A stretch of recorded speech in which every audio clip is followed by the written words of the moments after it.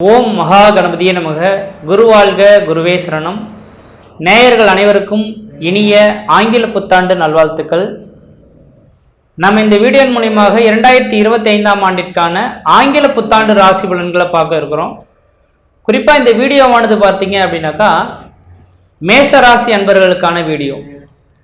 இந்த மேஷ ராசி அன்பர்களுக்கு இந்த 2025ஆம் ஆண்டு ஆங்கில புத்தாண்டானது எப்படி இருக்க போகுது, அதாவது ஜனவரி 1ஆம் தேதியிலேருந்து டிசம்பர் மாதம் முடியக்கூடிய காலகட்டம் வரலும் நடக்கக்கூடிய நிகழ்வுகளை பொறுத்து தான் இந்த வீடியோ தொகுப்பில் பார்க்க இருக்கிறோம். அதில் முதலாவதாக பார்த்தீங்கன்னாக்கா மேசராசி அன்பர்களுக்கான தகவல் இது. இந்த 2025ஆம் ஆண்டு ஆங்கில புத்தாண்டில் கிரக பயிற்சிகளை வச்சு தான் நம்ம பலன்கள் நிர்ணயிக்கிறோம். அதில் முதலாவதாக பார்த்தீங்கன்னாக்கா குரு பயிற்சி, சனி பயிற்சி, ராகு கேது பயிற்சி. இந்த 3 கிரகமுமே வருட கிரகங்கள், வருட பயிற்சி அப்படின்ற விதிங்க. இந்த 3 பயிற்சியை வச்சு தான் பார்த்தீங்கன்னாக்கா ஒரு பலன்களே நம்ம நிர்ணயிக்கிறோம். அதில் முதலாவதாக பார்த்தீங்க அப்படின்னாக்கா 2025ஆம் ஆண்டு மார்ச் 29ஆம் தேதியானது சனி பயிற்சியானது நடக்க இருக்கு. மே மாதம் 14ஆம் தேதி என்று பார்த்தீங்க அப்படின்னாக்கா குரு பயிற்சி நடக்க இருக்கு. மே மாதம் 18ஆம் தேதி என்று ராகு கேது பயிற்சியானது நடக்க இருக்குங்க. இந்த அமைப்புகள் இந்த மேசராசி என்பவர்களுக்கு எதை மாதிரியான பலன்களை வாரி வழங்க இருக்கு அப்படின்றத பார்க்கணும். எப்பொழுதுமே நவகிரகத்தில் சுபகிரகம் அப்படின்றது ஒன்று என்னன்னு பார்த்தீங்கன்னாக்கா குரு பகவான். அப்போ இந்த குரு பயிற்சியை மையப்படுத்தி பார்த்தீங்கன்னாக்கா இந்த வருடத்தின் தொடக்கத்தில் குரு பகவான் உங்களோட ராசிக்கு 2ஆம் இடமான தனஸ்தானத்தில் ரிஷப வீட்டில் வீற்றிருக்கிறார். அப்போ இந்த குரு பயிற்சி, குரு பகவான் இருக்கக்கூடிய இந்த மே மாதம் 14ஆம் தேதி காலகட்டம் வரலும் ஒரு வளர்ச்சிக்கான காலகட்டங்களானது இருக்கு அப்படின்ற சொல்லலாம். ஏன், என்ன காரணம் அப்படின்னு பார்த்தீங்கன்னாக்கா எப்பொழுதுமே குடும்பஸ்தானத்தில் குரு பகவான் இருக்கும் காலகட்டத்தில் குடும்பத்தில் ஒரு சுப நிகழ்வுகளும் சுபகாரியங்களும், அழியா சொத்து சேர்க்கையும், வீடு மனை வாசல் வாங்கக்கூடிய யோகங்கள், சொத்து சோகங்கள் அமையக்கூடிய அமைப்புகளும் உருவாகுன்ற விதிங்க. என்னோட கணிப்பில் பார்த்தீங்கன்னாக்கா இந்த மேசராசி என்பவர்களுக்கு கடந்த கால நிகழ்வுகளை எண்ணி பார்க்கும்போது எல்லாமே போட்டி பொறாமைக்கான காலகட்டங்களாக தான் இருந்துட்டு இருக்கும்.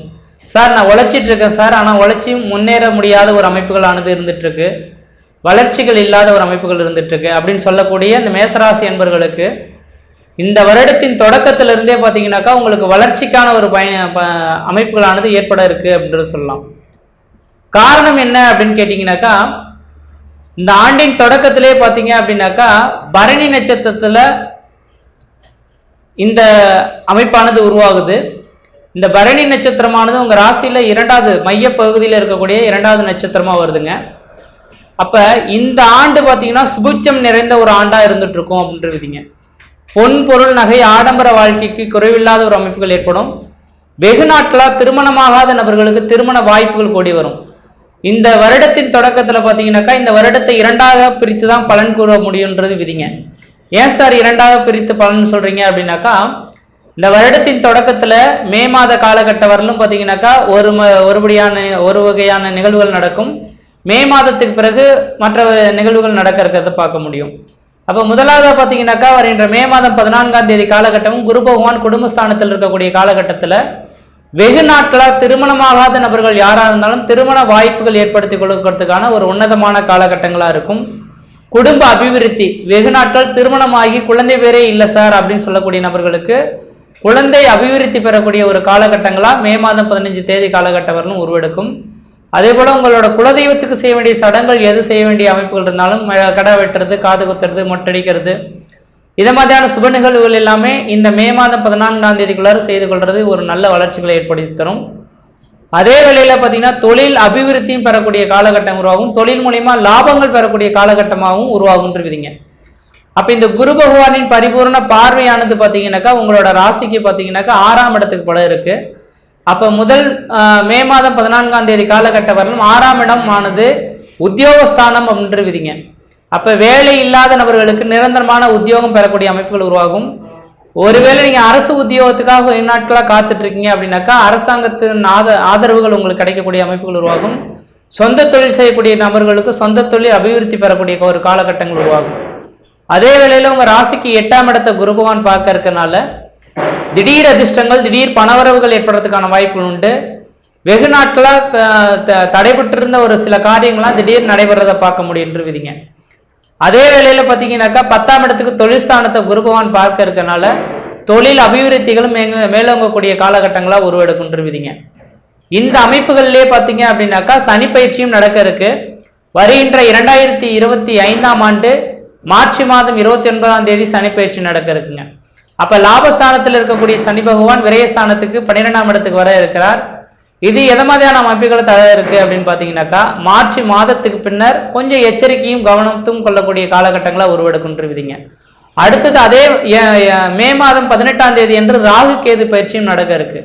இதுல ராகு கேது பயிற்சியும் குரு பயிற்சியும் இந்த ஆண்டுல உங்களுக்கு வளர்ச்சிகளா இருக்கிறத பார்க்க முடியும். சனி பயிற்சி அந்த அளவுக்கு வளர்ச்சிகள் இல்லை அப்படின்ற சொல்லலாம். எது எப்படி இருந்தாலும் கூட இந்த ஆண்டுல குரு பகவானின் பரிபூர்ண பார்வை 2ஆம் இடத்தில் இருக்கும் காலகட்டத்திலும் சரி 3ஆம் இடத்துக்கு செல்லக்கூடிய காலகட்டத்திலும் ஓரளவுக்கு வளர்ச்சிகள் நிறைந்த ஒரு காலகட்டங்களா உருவெடுக்கின்றவிதிங்க.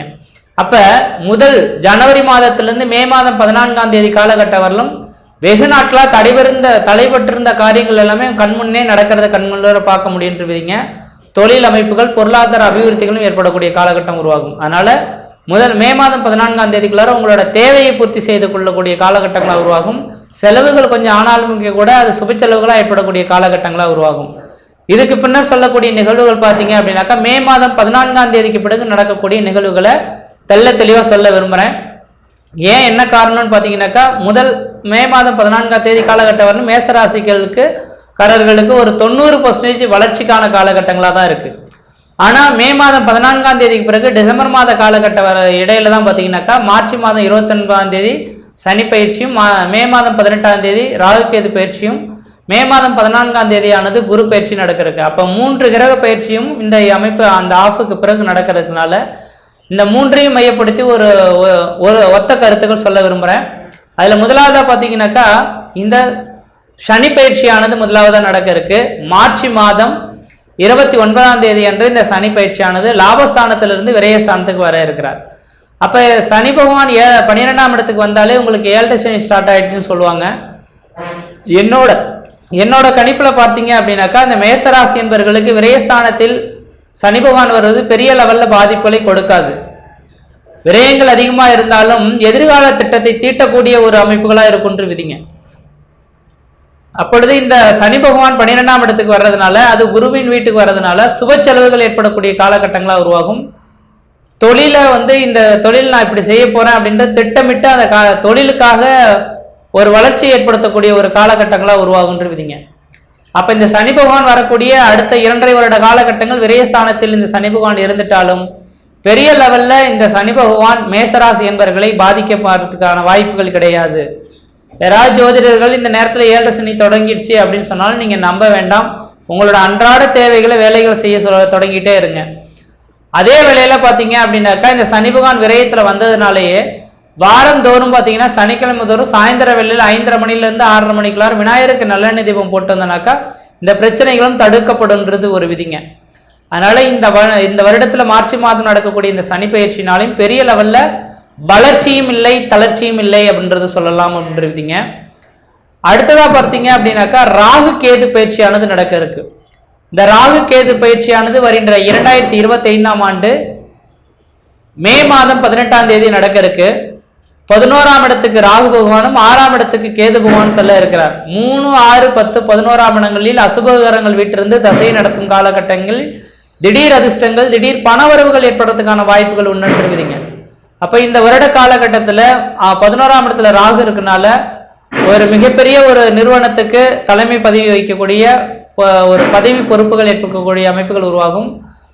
தொழில் வளர்ச்சி ஏற்படக்கூடிய காலகட்டங்கள், தொழில் மூலியமா லாபங்கள் ஏற்படக்கூடிய காலகட்டங்கள், குடும்பத்தில் சுப நிகழ்வுகளும் சுபகாரியங்கள் செய்யக்கூடிய அமைப்புகள், மூத்த சகோதரத்தினால ஆதாயங்கள் ஏற்படக்கூடிய காலகட்டங்கள் உருவாகும்.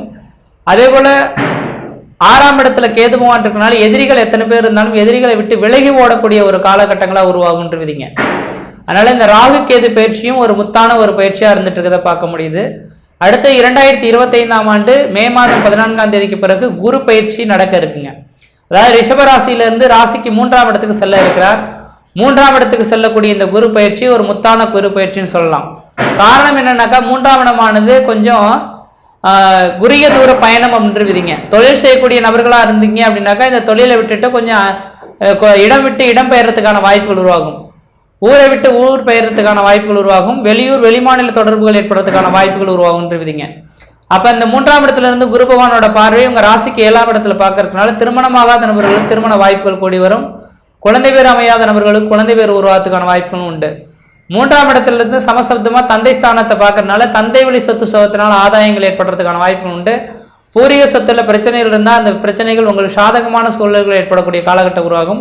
தந்தைக்கும் உங்களுக்கும் ஒரு இணக்கமான சூழல்கள் ஏற்படக்கூடிய ஒரு வருடமாக இந்த வருடமானது இருந்துட்டு கொண்டிருவீங்க. அதே போல உங்க ராசிக்கு 3ஆம் இடத்திலிருந்து 11ஆம் இடத்தை லாபஸ்தானத்தை குரு பகவான் பார்க்க இருக்கிறார். இந்த லாபஸ்தானமானது ஒரு மனிதனோட வாழ்க்கையில எவ்வளவுதான் உழைச்சோம் அப்படின்னாலும் கடுகளவு யோகமாக இருக்கணும்னு சொல்லுவாங்க. அப்ப லாபஸ்தானத்தை குரு பகவான் பார்க்க இருக்கனால இந்த வருடத்துல வருகின்ற 2025 மே மாதம் 14ஆம் தேதி காலகட்டம் வரலும் சுப செலவுகளாகவே எல்லாமே நடைபெறும். ஆனால் செலவுகள் அதிகரிக்கக்கூடிய காலகட்டங்களாக இருக்கும்.